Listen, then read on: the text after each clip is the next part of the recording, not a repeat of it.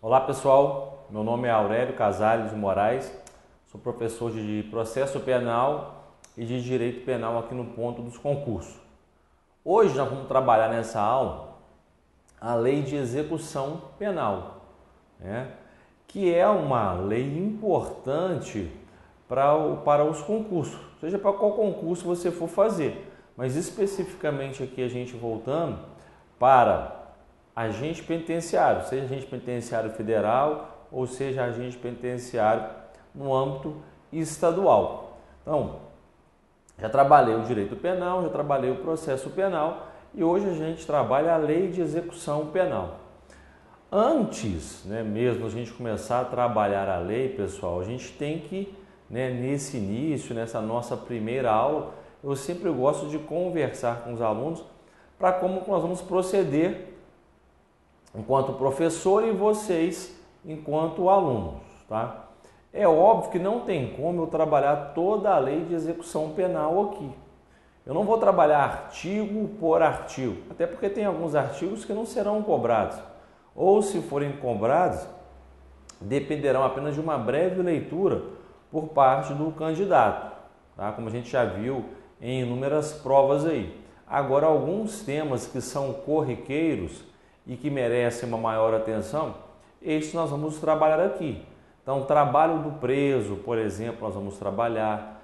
Sobre a remissão, o Instituto da Remissão, nós também vamos trabalhar. Uma questão de exame criminológico, se é possível, se não é possível, Algumas súmulas dos tribunais superiores, principalmente aqui do STJ, que eu acredito que possam ser cobrados de vocês, em razão que são súmulas afetas aqui a lei de execução penal. Então a gente vai pegar sempre os pontos mais importantes, aqueles pontos que podem ser objeto de indagação por parte da banca examinadora. E aí eu volto a dizer, qualquer banca examinadora. Eu vou trabalhar de uma forma aqui que seja para a prova da banca CESP, seja para qual? Da Fundação Carlos Chagas ou banca própria aí do seu estado, ainda que seja desconhecida do restante do Brasil, mas dá para você trabalhar e acertar as questões. Um outro ponto que eu peço a vocês, candidatos, é necessário fazer a leitura da LEP. Se você já está estudando com o edital pronto, você vai olhar quando que vai ser a prova, você vai ter que se programar melhor. Agora, se você ainda eu quero fazer agente penitenciário, quero fazer o curso, me preparar, verificar quais são as principais matérias e quando sair o edital eu vou fazer. O nosso curso também serve para isso. Aí você vai ter que separar, pelo seu dia de estudo, os seus dias de estudo, o seu horário de estudo, o horário que você tem disponível, sempre separe um pouquinho para o estudo da LEP. Para a lei, a gente fica falando LEP aqui, é a Lei de Execução Penal, A gente no direito a gente fala LEP, mas para a maioria de vocês que não são do direito, o LEP é a Lei de Execução Penal, a Lei 7.210 de 84. Então, é importante você fazer essa leitura, não deixar para o final. Eu aqui, como disse anteriormente, eu vou fazer um direcionamento. E quando eu faço o direcionamento, aí eu vou aprofundar em alguns temas. Um outro detalhe que vocês vão perceber, e aí aqui eu falando mais diretamente quem se prepara para a banca CESP, é muito cobrado a lei de execução penal, mas é muito cobrado o texto de lei. Eles vão modificar uma ou algumas palavras para tentar induzir vocês a erro. Eu separei alguns exercícios aqui para a gente poder trabalhar nessa primeira aula e vocês vão perceber. O grosso aqui é o texto de lei, é o texto da nossa lei de execução penal. Tá? Então, meus amigos, só uma breve introdução de como que nós vamos trabalhar aqui no curso e que eu peço a colaboração de vocês para irem estudando também. A gente que se prepara para o concurso público, a gente não fica esperando o professor dar a matéria. Já saiu o edital? Já. Você olha lá e vai ler, vai ler, vai ler, vai ler. E eu aqui vou fazer o direcionamento e vou fazer a verticalização necessária. Ou seja, eu vou aprofundar naqueles pontos que eu entendo ser o mais adequado, o mais provável de ser cobrado na prova que vocês vão prestar, seja ela de qual banca for. Beleza, pessoal? Então vamos lá começar a trabalhar a nossa lei de execução penal. Eu brinco com meus alunos quando dou aula na faculdade que a lei de execução penal ela é até mais bonita do que a Constituição Federal. Não sei se vocês, quando fazem a leitura da Constituição, você olha, você lê a Constituição, ela é perfeita, ela é linda, né? Infelizmente, quem tem que aplicá-la não a aplica da forma correta. E aí vai desvirtuando a Constituição, vai desvirtuando o Instituto. A gente vê até mesmo o Poder Judiciário rasgando a Constituição. Enfim, esse é um problema da prática. A lei de execução penal também.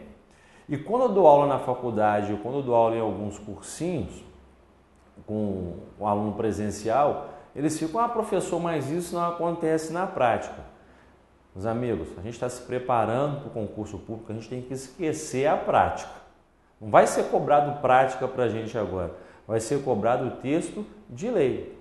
A gente verificar que é contrário à prática, isso é bom porque a gente tem um raciocínio crítico quanto ao que está disposto na legislação ou na Constituição e o que ocorre de fato na realidade.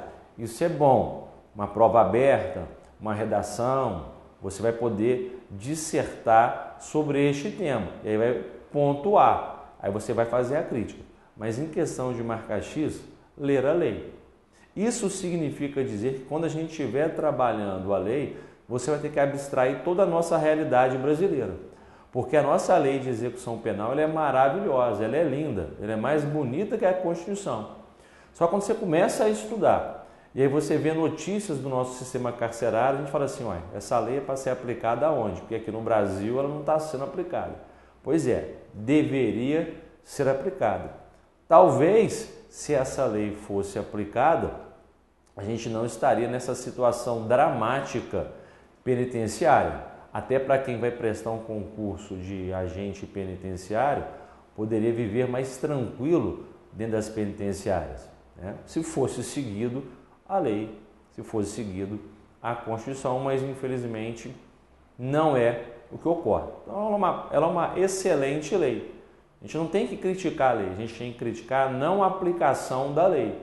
Então, muito cuidado, por exemplo, quem estuda para a banca CESP, ela faz essa questão crítica, né? Aí você olha lá, não, mas isso aqui não existe. Eu acabei de ver lá um cara preso, eu acabei de ver que teve uma sanção coletiva. Tudo errado. A lei falou que é vedado sanção coletiva, né? Ela garante direitos e deveres para o preso. Então, aquilo ali tem que ser observado. Condições de salubridade, a gente sabe que não tem, mas está na lei. Se está na lei, vai ser cobrado da gente, né? E você tem que acertar e depois você faz a devida crítica, escreve um livro sobre isso, mas agora vamos acertar as questões, beleza?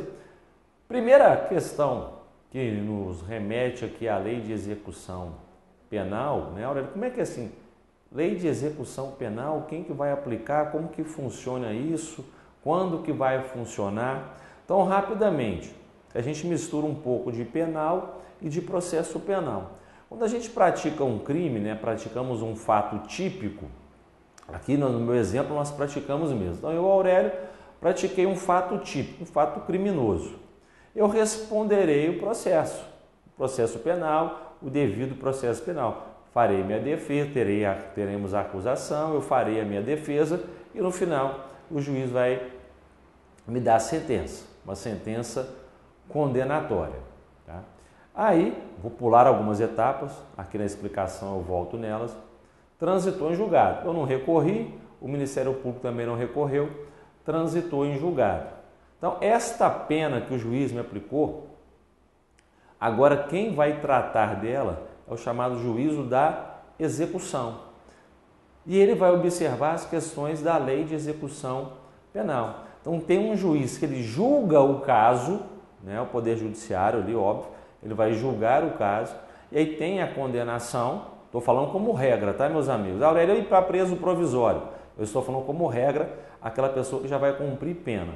Então, neste caso aqui, o juiz da execução vai verificar a questão de progressão de regime, regressão de regime, unificação de penas, entre outras situações.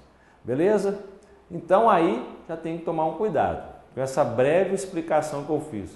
Professor, a lei de execução penal, ela é aplicável tão somente para aquele que já foi condenado com trânsito em julgado?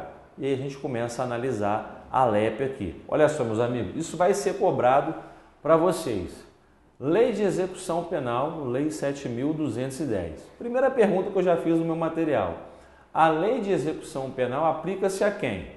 Aí o aluno, né, que não leu a lei, ele vai no chutômetro. Pô, execução penal. Vai ser executada a pena. Você vai ser executada a pena, isso quer dizer que ele já sofreu uma sanção penal por parte do Poder Judiciário. Então, seria tão somente para o condenado com sentença transitada em julgado. Mas olha só aqui no artigo 2º da LEP. A jurisdição penal do juiz ou tribunais da justiça ordinária ou justiça comum em todo o território nacional será exercida no processo de execução na conformidade desta lei e do Código de Processo Penal. Parágrafo único. Esta lei aplicar-se-á igualmente ao preso provisório. Pode guardar. Ó. Então, essa é a primeira observação, ao preso provisório. Então, aquele que está preso, ele foi condenado, recorreu. Ele não é preso com sentença condenatória transitada e julgada, ele é um preso provisório.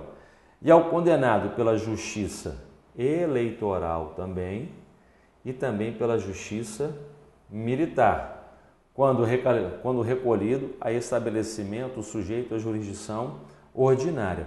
Então, olha só, meus amigos, mais para frente nós vamos estudar o regime disciplinar diferenciado.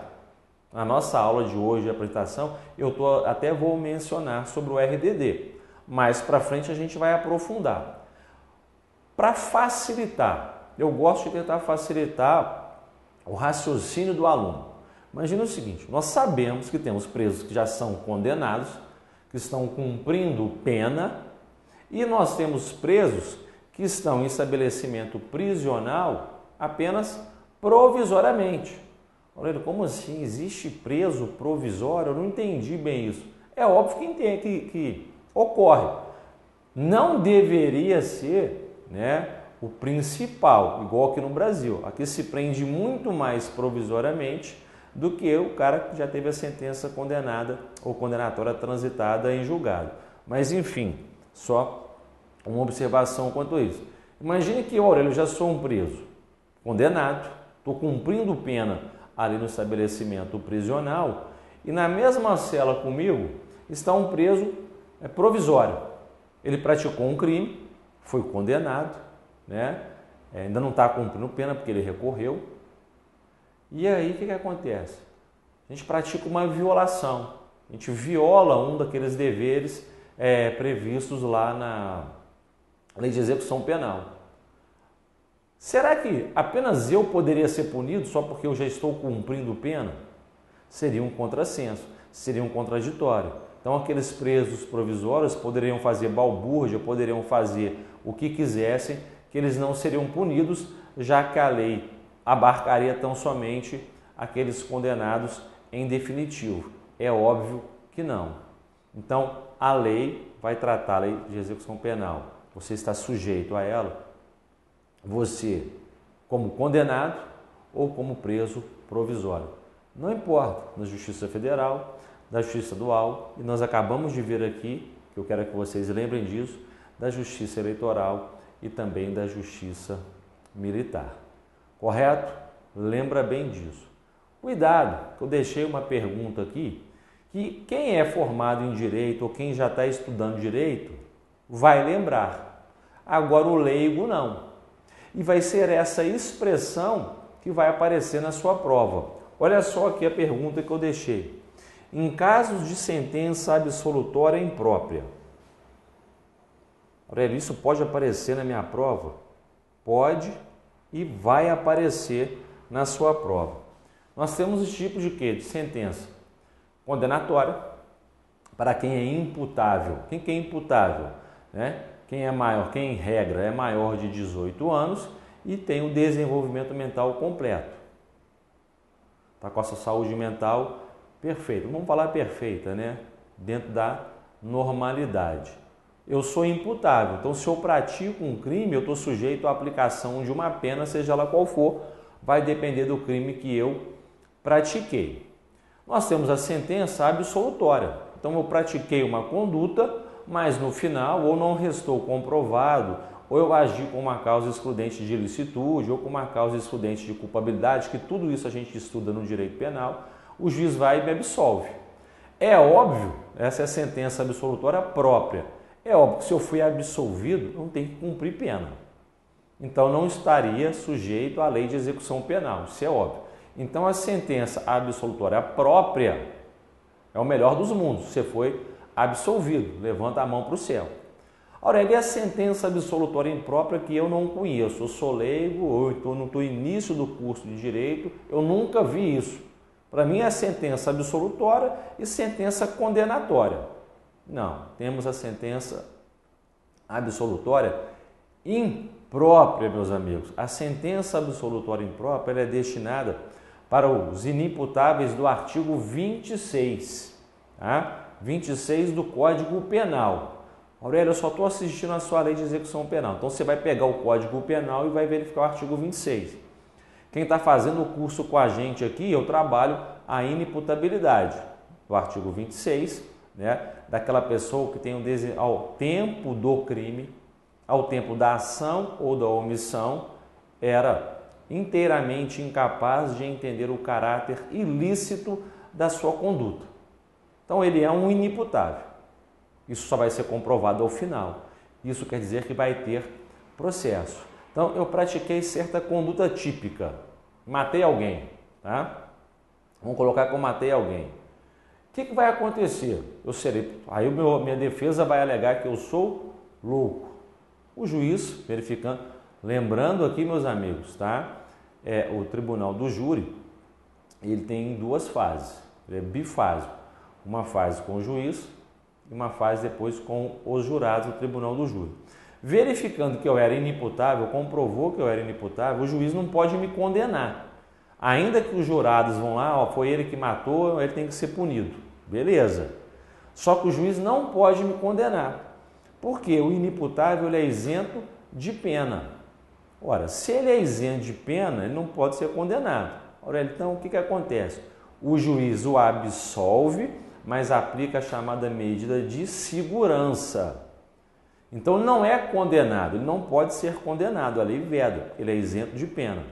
Mas ele vai sofrer uma sanção penal. Essa sanção penal é a medida de segurança. Por isso que neste caso nós falamos que é uma sentença absolutória imprópria. E essas pessoas, Aurélio, que estão sujeitas à sentença absolutória imprópria, o inimputável, a LEP também regula? Também regula.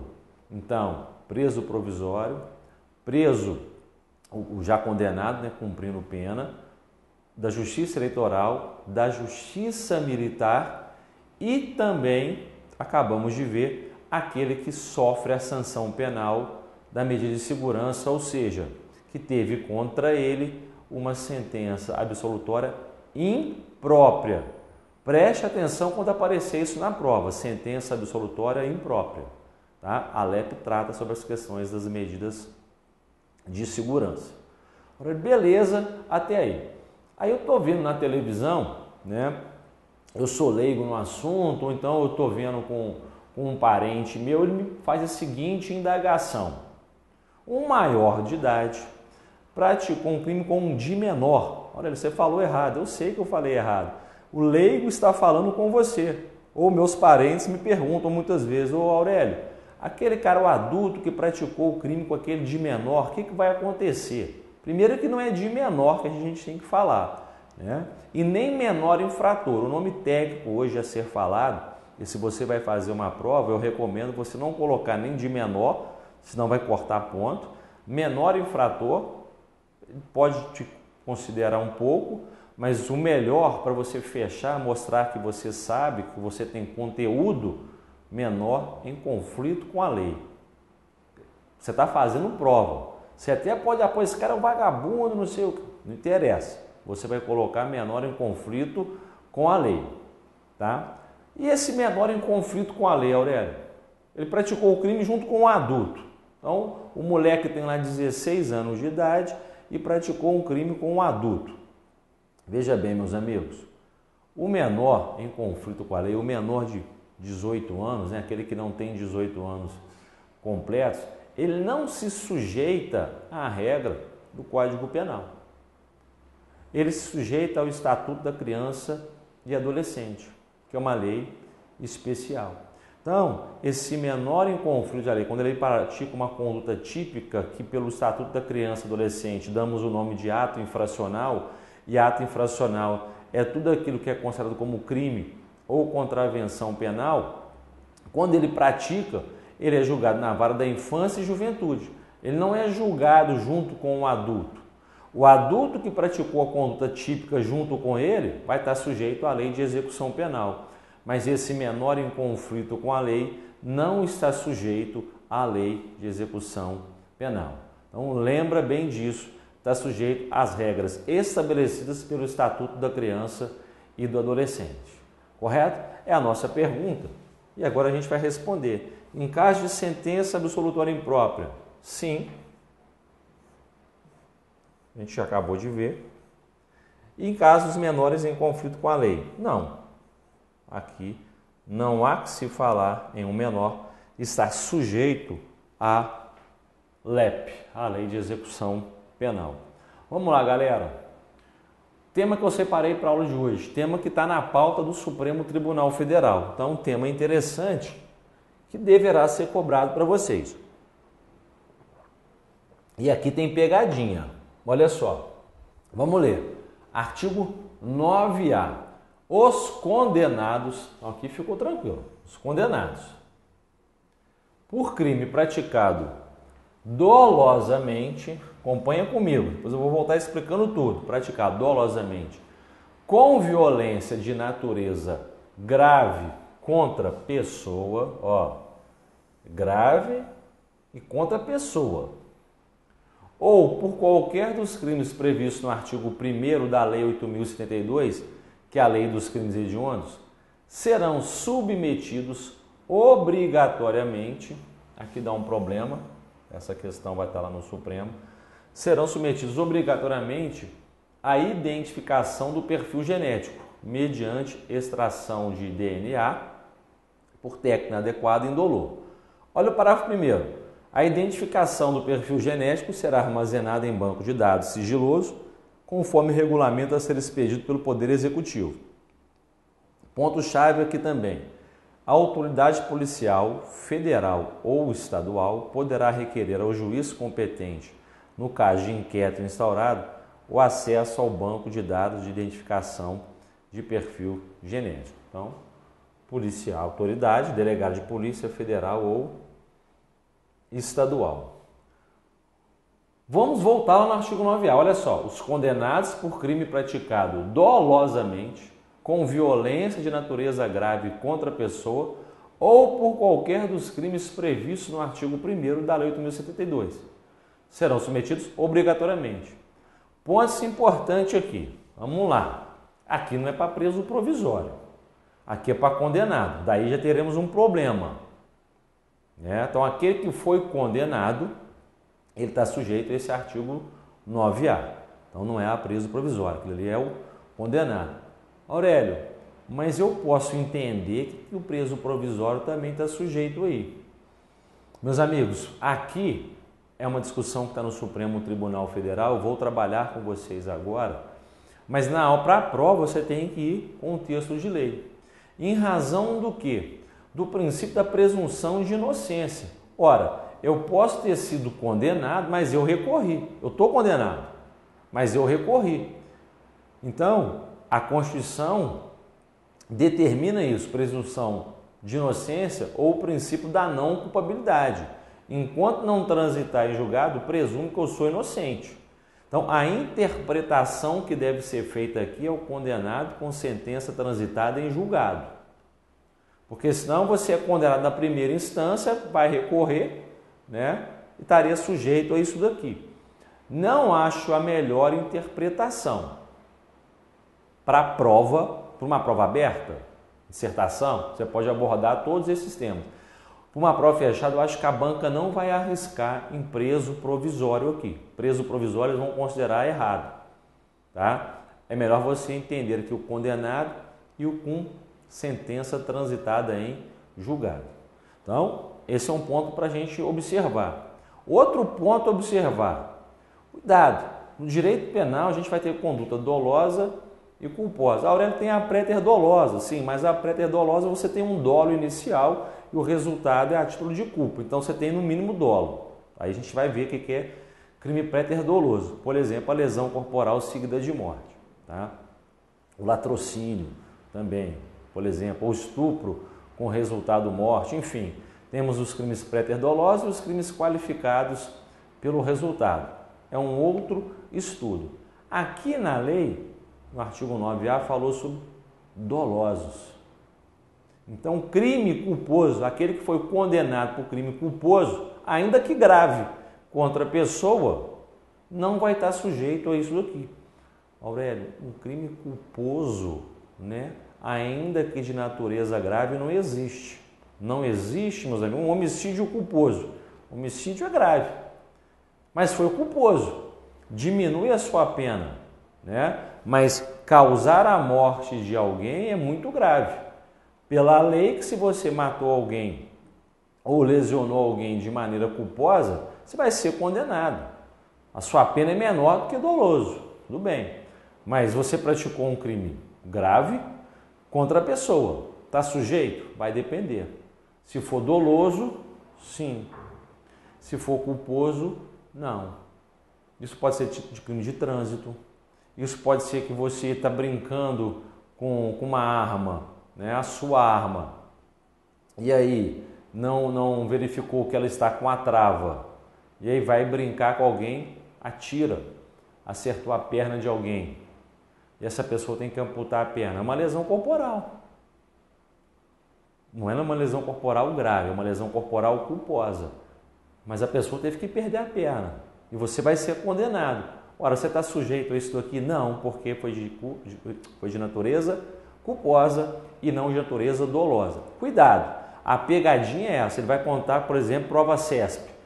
Aurélio, mexendo com a sua arma, né, acaba efetuando um disparo, mexendo de forma descuidada, acaba atirando e acertando a perna do seu filho em razão da natureza do ferimento, tem que ser amputada a perna do seu filho. Pô, isso aí é grave.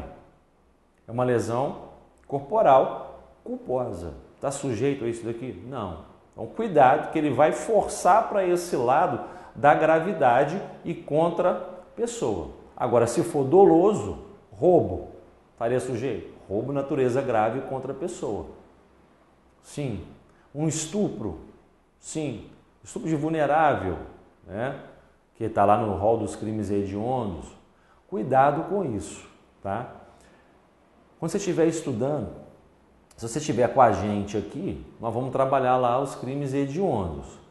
Nem todo crime hediondo, né? Deixa eu falar aqui uma palavra para o pessoal que está me assistindo não confundir. Quando a gente fala hediondo, a natureza dele, né? Pô, crime grave, um crime absurdo, estupro, homicídio e tal.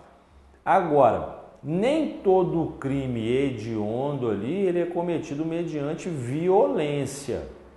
E aqui, volta aqui na tela para a gente ver, olha só, com violência. Então a gente tem que tomar cuidado com isso na hora da prova, tá? Mas ainda que ele não seja cometido com violência, ele é um crime hediondo. Porque aqui no Brasil nós adotamos o sistema legal quanto aos crimes hediondos. A lei define o que é crime hediondo. Então, aquelas condutas típicas que figuram na lei dos crimes hediondos são crimes hediondos. Então, se você praticou e foi condenado por qualquer um daqueles dali, ainda que não seja grave, ainda que não tenha violência, mas ele é crime hediondo. Sendo crime hediondo, você está sujeito a essa lei. Beleza? Cuidado. Tortura não é crime hediondo. Mas aquele condenado por tortura estaria sujeito aqui? Sim, dolosamente, com natureza grave e violência contra a pessoa. Então, tortura está. Mas olha só, mas tem que tomar cuidado. O tráfico de drogas. O tráfico de drogas ele é equiparado a hediondo. E aí, voltamos na tela aqui, olha só. Os condenados por crimes praticados dolosamente com violência e natureza grave contra a pessoa ou por qualquer dos crimes previstos. Ele não falou nada sobre os equiparados. Ora, se ele tivesse falado sobre os equiparados, não teria problema nenhum, porque nós temos os crimes hediondos, tortura, mas a tortura que é equiparada a hediondo entra por causa da violência. Terrorismo, se tiver violência, vai entrar, se não tiver violência, não entra. E o tráfico, que não tem violência. Ora, que isso? Como é que a gente vê aí troca de tiro com a polícia? Aquilo é uma outra situação. O tráfico, por si só, você não pratica violência contra ninguém. O problema da violência, né, é o que vem, que está por trás do tráfico. Eu sou dono de uma boca, o cara vem tomar minha boca, eu vou matar ele. A polícia vem me prender, eu vou matar a polícia. E por aí vai. Agora, o tráfico não é um crime grave contra a pessoa. Então, cuidado. Ele é equiparado a hediondo, é aí que você tem que tomar com as pegadinhas na hora da prova. Ele é equiparado a hediondo? É. Alguém que foi condenado por tráfico de drogas poderia estar sujeito a esse artigo 9A? Não. Porque aqui no direito penal e a lei de execução penal também é ramo aqui do direito penal, a execução penal, melhor dizendo, aqui tem que ser restrito. Eu não posso fazer analogia contra o réu. Eu não posso fazer uma analogia em mala partem, em pégios, que piora a situação da pessoa. Não, que tem que ser objetivo. Ali está escrito dos crimes hediondos. Aurélio, então o legislador vacilou. Não sei se ele vacilou, tá? Mas ele não colocou. Se ele não colocou, não posso interpretar isso contra o agente. Beleza? Tortura cabe, não é porque é equiparado a hediondo, é porque tem grave ameaça, tem violência contra a pessoa. O tráfico de drogas não tem violência contra a pessoa. Beleza? Então, toma muito cuidado com essa parte do 9A. Voltemos aqui para a gente analisar outras situações. Pela lei, ele aqui, ó, até frisei, o obrigatoriamente. Acredito que seria inconstitucional, porque ninguém pode ser obrigado a fornecer material genético, né? Mas vamos ver o que o Supremo vai dizer sobre isso. O outro tema que eu separei para vocês, que cai muito em prova, a gente não dá muita atenção, é sobre a assistência ao egresso. E vai aparecer na sua prova, perguntar o que é o egresso. E está aqui no artigo 26. Considera-se egresso para os efeitos desta lei o liberado definitivo pelo prazo de 1 ano a contar da saída do estabelecimento. Isso aqui vai ser cobrado para vocês.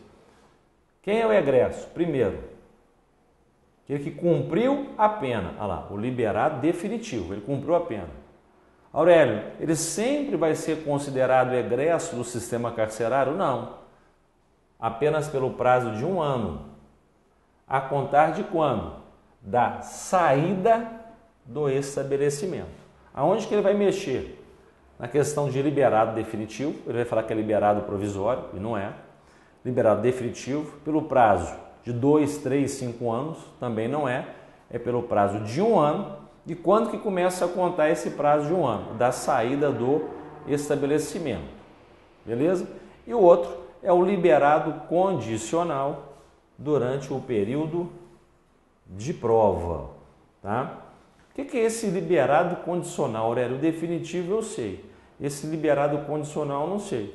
Ele cumpriu pena, ele preenchia os requisitos do Código Penal para obter o livramento condicional, o juiz concede o livramento condicional, que a gente chama aí, que a gente vê na mídia, né, de liberdade condicional. Ah, o Aurélio está em liberdade condicional, é o livramento condicional. Então, durante aquele período, né, que ele vai estar em liberdade condicional, ele é considerado egresso.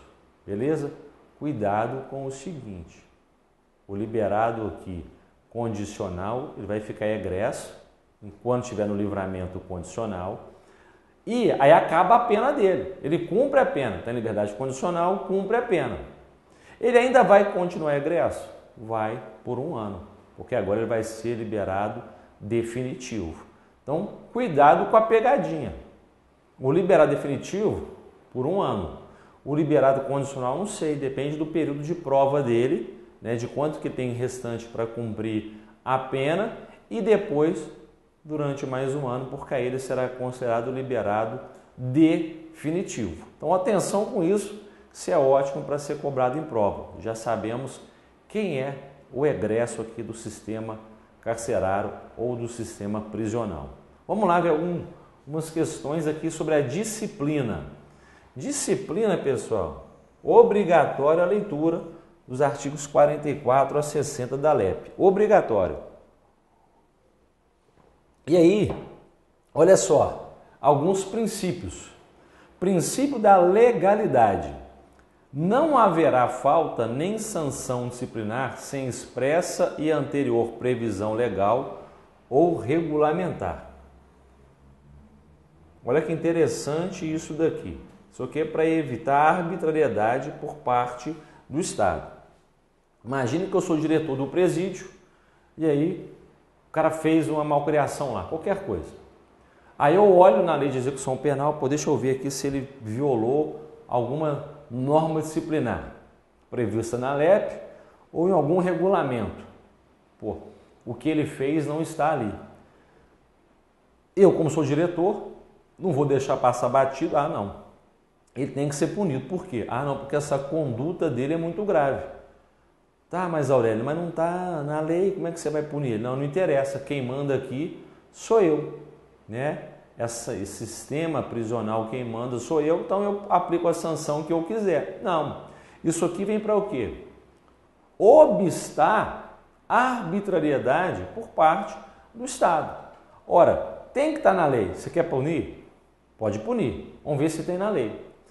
Quando a gente estuda lá o direito penal, né, não há crime sem lei anterior que o defina. É a mesma regrinha aqui, o princípio da legalidade. Você quer punir? Pode punir. Né, de forma razoável, de forma proporcional, mas tem que ter uma previsão legal, ou na lei ou em algum regulamento. Não tendo, não poderá haver qualquer tipo de punição, certo? A outra indagação que eu coloquei para vocês que a lei traz, né? Sanção coletiva, isso será cobrado para vocês. Vamos supor que um preso, aqui no Brasil nós sabemos, né, cela onde cabe 2, 4, 5, tem 20. Então tem 20 presos numa cela onde cabem 5. Um deles praticou uma indisciplina. Um deles. O pessoal sabe que foi alguém daquela cela. Só que não tem como saber quem é o autor. Eu não sei quem foi. Eu sei que foi daquela cela ali. Mas quem é? Ninguém quer falar. Né? Ninguém quer confessar, complicou. Aí vem o diretor, então está todo mundo punido. Sanção coletiva. Veja bem, aí vão lá e pegam o cara, alguém ideia do cara. Seria possível essas questões de sanção coletiva? É óbvio que não. Lembra, gente, que os princípios constitucionais vão se irradiar para qualquer lei. Não é só lei penal, é lei lá do direito civil, do direito do trabalho, qualquer uma. Inclusive aqui na lei de execução penal. Ainda mais quando se fala de punição. Imagine o seguinte, né? Alguém da sua família praticou um crime. Aí não sabe quem que é, então pune a família inteira? Não tem lógica. Alguém da sua sala de aula praticou um delito, então vão punir a sala inteira? Não, isso não pode acontecer. Então também é vedado a sanção coletiva e a própria lei traz isso no seu corpo. Olha só, artigo 43, parágrafo 3º. Cair na sua prova. São vedadas as sanções coletivas.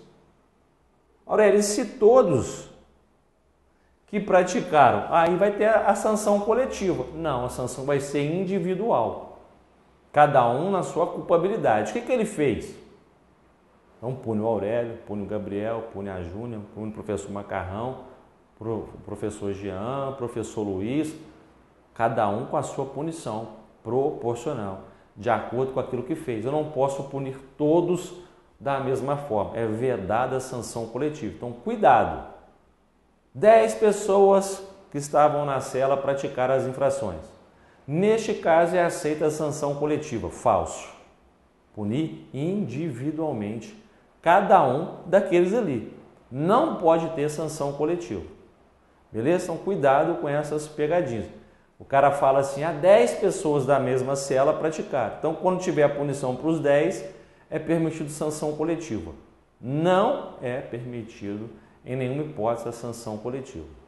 Tá? Não cai numa pegadinha dessa daí. Seguindo aqui, galera, algumas questões que eu separei para vocês. Tá? Questão aqui do Sejus do Piauí, 2017. Para vocês terem uma noção de como que isso é cobrado. Tá? Entre as sanções disciplinares, então veja bem, coloquei de propósito, é muita. Artigo 44 a 60, nós vamos trabalhar isso no curso. Contidas na lei de execução penal, a aplicação de multa. Será que vai ter multa porque ele está cumprindo pena ali? Será que vai ter uma advertência escrita mediante termo assinado por familiar? Repreensão, né? Vai ser repreendido, vai ser chamado a atenção. Isolamento na própria cela por 35 dias, por ele, essa aqui está com cara, hein? Inclusão no regime disciplinar diferenciado por 3 anos, essa aqui está com cara. Aurélio, eu acho que pode ser. A letra A está fora, a letra B está fora por causa do familiar. Eu estou em dúvida entre a letra C, D e E. Vamos ver aqui na lei se tem alguma dessas 3 aqui. Olha só. Artigo 53. Constituem sanções disciplinares. 1. Advertência verbal. Aqui falou que a advertência era escrita. Então a gente desconsidera. E eu já ia desconsiderar por causa disso daqui. Tá? Aí a gente volta. Opa. Repreensão. Opa! Achei a repreensão. Achei a repreensão. Então, agora nós vamos marcar a letra C. Mas vamos analisar se tem sobre a letra D e sobre a letra E, já que nós estamos estudando. Isolamento na própria cela ou em local adequado nos estabelecimentos que possuam alojamento coletivo, observado o disposto no artigo 88 desta lei. E inclusão no regime disciplinar diferenciado. Olha aqui para a gente ver o prazo. O isolamento, a suspensão e a restrição de direitos não poderão exceder a 30 dias. E aqui falou que o isolamento era por 35 dias. Então, está errado. Aurélio, mas essa inclusão no regime disciplinar está escrito. E eu acho que é por 3 anos. Será que é por 3 anos? Vamos ver.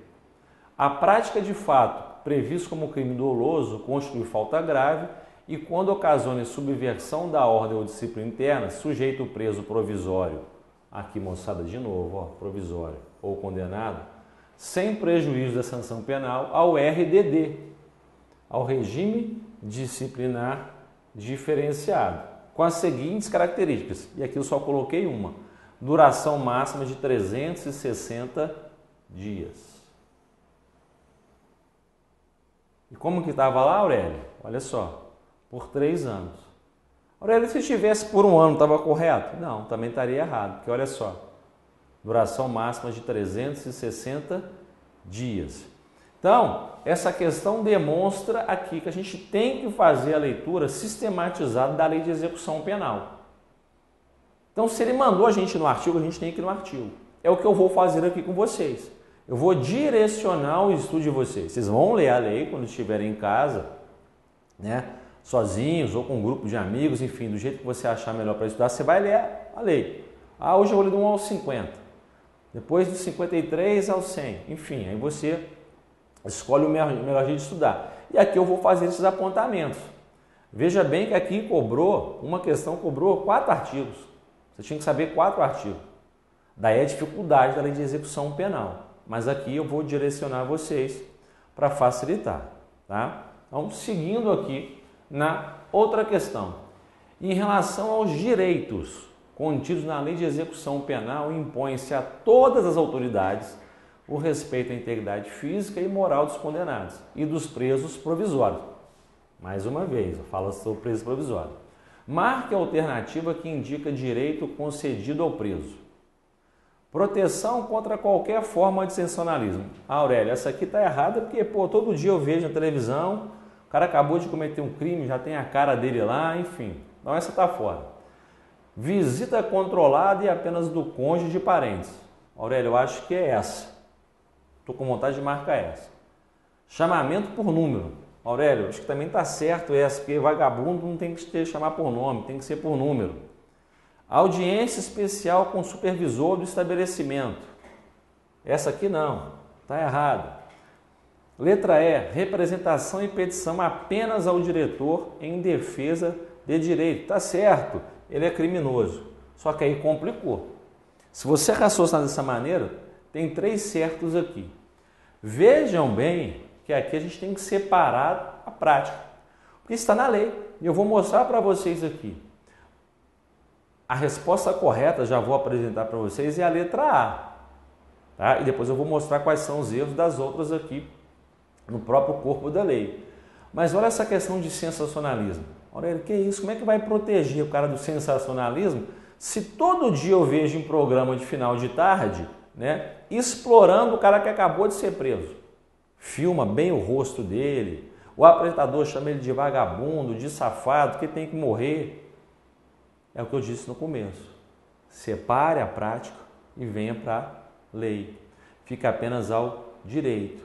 Porque veja bem, quando a gente vê aquele cara, e recentemente estou apostando nisso daqui, numa questão dessa, nem iria falar, né? Mas no caso do Fábio Assunção, que todo mundo recebeu aí por WhatsApp. Será que ele não foi instigado a ficar daquele jeito? Será que se você não tivesse alcoolizado e alguém ficasse te instigando, você não responderia? Mas ele é famoso. E exploraram a situação dele. Amanhã isso pode acontecer comigo, isso pode acontecer com você está exaltado, né? Já aconteceu com um aluno meu, com a mãe com um problema no hospital, e aí demoraram para internar, ele ficou nervoso e tal, e brigou com o segurança, prenderam o cara, quebrou tudo lá, prenderam o cara. Aí o apresentador do programa ficou chamando ele de vagabundo, mas o cara estava exaltado. E ele não é vagabundo, ele era estudante, fazendo curso, mas ele ficou exaltado pela forma que trataram a mãe dele. Então tem que ter essa forma de proteção ao sensacionalismo. Veja bem, ao sensacionalismo. Se eu cometi um crime, eu estou foragido, amanhã mostra a minha cara. Ó, por favor, ajudem a polícia a encontrar esse aqui fugitivo do crime de estupro. Isso não é sensacionalismo. Sensacionalismo é pôr lá, ó, o bandido, o estuprador, aparece toda hora, né? Então a gente tem que tomar cuidado com isso. Separe a prática e venha aqui para tão somente o direito. Vamos ver a lei. Artigo 41. Constituem direitos do preso: alimentação suficiente e vestuário, atribuição de trabalho e sua remuneração, enfim, entre outros, previdência, constituição de pecúlio e aqui, ó, no inciso 8º, proteção contra qualquer forma de sensacionalismo. Então a gente tem que tomar cuidado com isso, seria a letra A. Quanto aos outros, visita do cônjuge, da companheira, parentes e amigos. Até amigos também ele pode receber, não é só lá do cônjuge, né? Chamamento nominal. Todo mundo aqui merece ser chamado por nome, não é por número, não. E aí vem audiência especial com o diretor do estabelecimento. Aurélio, essa aqui também tinha que ser marcada como certa. Não, presta atenção aqui, olha. Com audiência especial com o supervisor do estabelecimento. Olha aqui, como é que está. Diretor do estabelecimento.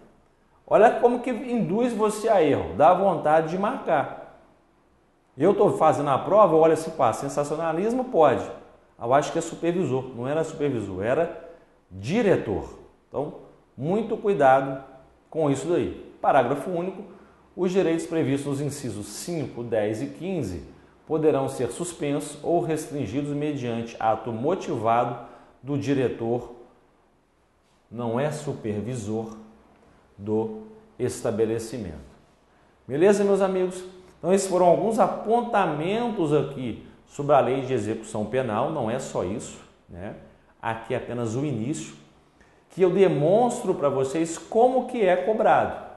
Então, assim, é difícil, eu acho difícil estudar a LEP. Por isso que é necessário fazermos um estudo sistematizado, direcionado, pegar os principais pontos, fazer os links entre eles e aí otimizar o nosso estudo. Então, hoje a gente encerra por aqui. Eu espero que vocês fiquem conosco aqui nesse curso para agente penitenciário, né? E estamos abertos aí a críticas e sugestões. Quem quiser me adicionar, Facebook Aurélio Casale de Moraes, Instagram Aurélio Casale D. Até o nosso próximo encontro. Um abraço para vocês.